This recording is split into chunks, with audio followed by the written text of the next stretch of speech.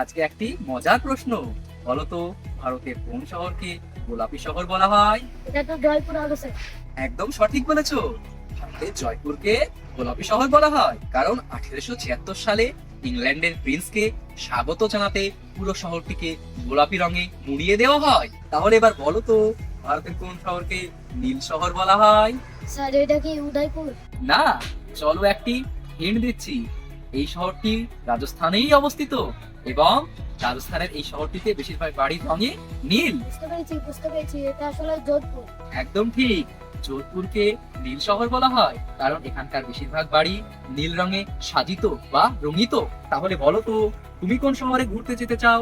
গোলাপি শহর নাকি নীল শহর? কমেন্টে জানাও এবং আপনারা অবশ্যই কমেন্টে লিখে জানান। এইরকম নতুন নতুন ভিডিও পেতে আমাদের চ্যানেলটিকে সাবস্ক্রাইব করুন এবং এই ভিডিওটি লাইক ও শেয়ার করতে ভুলবেন না।